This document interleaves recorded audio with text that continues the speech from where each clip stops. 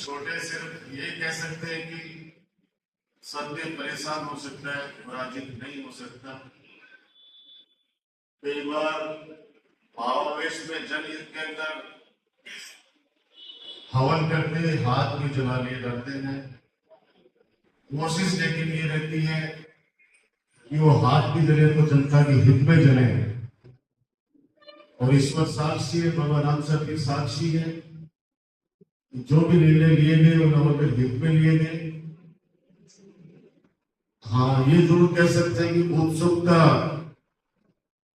जोश, क्योंकि कामयाब व्यक्ति वही होता है चाहे किसी भी फील्ड में हो, अगर वो जो सपना देखता है उसके लिए जोश के साथ अगर उसके पीछे नहीं लग जाता है काम करने के, तो वो सपना पूरा नहीं कर पाता।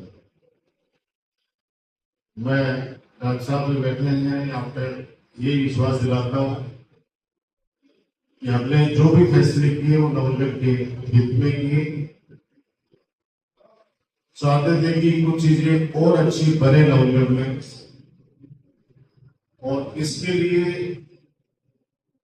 जमीन की आवश्यकता पड़ती है। आप सब समझते हैं कि आज जिला अस्पताल जहां पे संचालित हो रहा है, अगर स्वर्गीय डॉक्टर रामेश्वर सहनी जी दान नहीं देते तो आज जो 2000-2500 की जो ओपीडी है, गरीब आदमी अपना इलाज कराने के लिए जो नवोदय के जिला अस्पताल में आता है,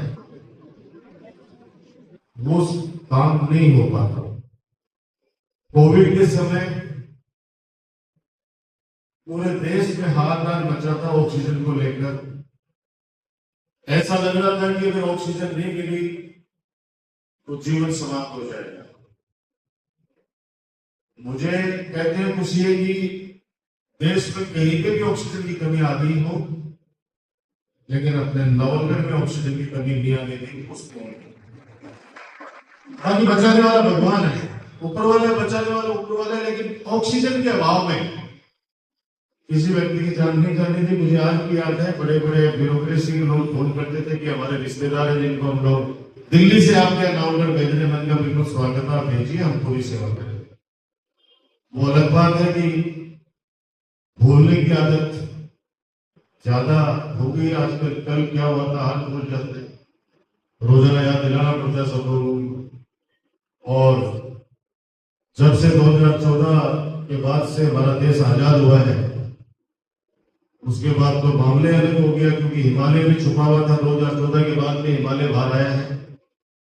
गंगा माता भी सोई हुई थी, गंगा माता भी सूख गई थी, 2014 के बाद के अंदर ही बाहर आई है। तो ये तो अलग अलग सोच रहा है। ये वैसा ही है जैसे कि आपने शुरुआत की उस जमाने से जब अभाव था और आपने शुरुआत कर दी कि ये काम मुझे करना है। उस काम को आपके पास उस समय साइकिल हुआ करती थी, साइकिल के बाद वो स्कूटर आया, स्कूटर के बाद कार आई, लेकिन पोता पड़पोता अगर सीधी मर्सिडीज लेके आ जाते हैं तो वो ये कहता है कि फलाने के पोते ने बड़ा नाम कर दिया। पता चला कि पोता पड़पोता है, वो जमीन बेच के दादागिरी वो मर्सिडीज खरीद के लाया। लेकिन वो जमीन जो परदादा ने खरीदी थी उसको ऐसा इस बात का कि मैंने किस मुसीबत में कितनी मेहनत करके खरीदी। इसलिए जब इतना पैसा स्वीकृत हुआ, अगर हमें यह होता कि इसमें कोई लकुना है तो हम भी कभी भी सरकार में डलवा सकते थे उसको। लेकिन हमें पता है कि राजा महाराजा का पट्टा जिसके पास में जयपुर महाराजा का पट्टा है, तो हम लोग सिर्फ झोली फैलाने के अलावा कुछ नहीं कर सकते थे। और हमने झोली फैलाई उन सैनिकों के पास, ट्रस्टियों के पास, और वो भी बंद कमरे में नहीं, इसी बदला जोड़ी के अंदर कम से कम 1500 से 2000 आदमी थे, और सब भाइयों को वहां बुलाया, उनके सामने झोली फैलाई कि अगर आप ये कर दोगे तो हम ऐसा मानेंगे नवोदय की जनता। 50 बीघा जमीन उन्होंने नगर पालिका के नाम से करने का हाँ करी, और हमने 1 घंटे का स्पीच तो दिया, उनसे प्रार्थना करी। तो सब भाइयों ने कहा कि हम 50 बीघा जमीन नवोदय नगर पालिका को दान करेंगे, और 50 बीघा जो है उसको बेच के जो भी पैसा आएगा उसका अस्पताल बना के देंगे। आप नामकरण हमारे दादा के नाम से करोगे। हमने ये कर उनका भवन बना के दे रहे हो, जमीन भी दे रहे हो, तो नाम के आपको हाथी में बिठा के आपका स्वागत करेंगे। यह तो है सच्चाई। बाकी तो देखो, जिनको जैसे सोचना है वो वैसे सोचेंगे। जिसको आधा गिलास भरा हुआ दिख रहा है, गिलास खाली दिखता है, वो खाली बोलेगा, जिसको आधा भरा बोलेगा वो भरा बोलेगा। लेकिन उम्मीद करता हूं आप जैसे वो लोग हैं तो समाज की दिशा और दशा तय करते हैं। हमें कृपया करके जो हमल करते हुए हाथ चलाए, जो हमको कलंकित किया गया, आप लोगों से उम्मीद करता हूं कि सच सामने आना चाहिए। ये बात मैं बोलना नहीं चाहता, लेकिन अभिभावक हो, हमारे गार्जियन हो, लोग भरोसा करते हैं आप लोगों पे। और राजनीति हमारा पैसा नहीं है, आप जानते हो। हम भी एक सामान्य से परिवार से निकले हैं। विश्वविद्यालय में भाई अभिषेक इन्होंने हमारा संघर्ष देखा है, सड़कों के ऊपर संघर्ष देखा है। दो भाइयों को राजस्थान विश्वविद्यालय का अध्यक्ष बनने का सौभाग्य बहुत कम लोगों को मिलता है कि विकास की हड्डी एक बार चढ़ती है। यहाँ तो हो सकता है कोई भावनाओं में किसी को बहा ले, लेकिन वहां तो पढ़े लिखे बच्चे होते हैं, 12वीं क्लास पास करके फिर वहां पे जाते हैं। यानी 12वीं क्लास पास करने के बाद में विश्वविद्यालय के कॉलेजों में जाते हैं, वहां दो सगे भाइयों को अध्यक्ष बनाना।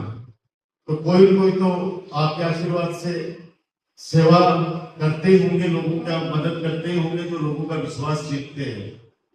आलोचना करना तो एक छोटी चीज है, कोई भी आलोचना कर देगा। आज ये भी कर देंगे डॉक्टर सुमन गुलेरिया जी ने राजकुमार जी को क्यों बुलाया, आज राजेश गुनिया जी ऐसी क्यों तारीफ कर रहे हैं, उधर से हो सकता है कि वहां से निकाल दिया होगा। कौन निकालेगा, किसको निकालेगा, कौन अपने कमाई खाते हैं, अपने अपने मेहनत की कमाई खाते हैं सारे। कोई किसी से नहीं डरने वाला है, कोई किसी से नहीं डरने वाला है। ठीक है, माहौल बनता है, कई बार बन जाता है माहौल बनता है, उसमें आप सच कितना भी सच बोलोगे तो वो बातें नहीं लोगों के समझ में आएगी।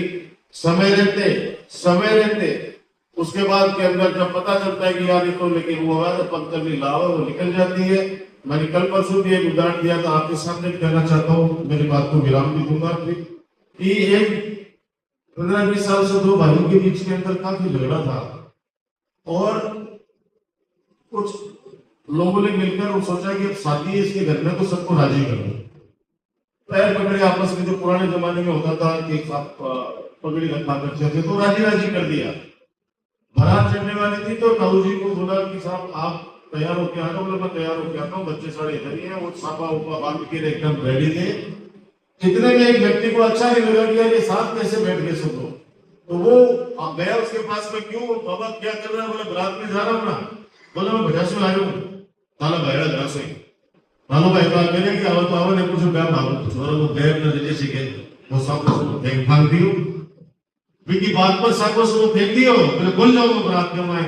अब बड़े जाके याद आया कि संतुड़ी का टाइम बताओ, याद आया तो संतुड़ी पूछे कि कटे भाई साहब कटे सबसे सीने रहा भाई साहब घर दूसरा सुत्या 15 साल तो दूसरा वो दूसरा सुत्या।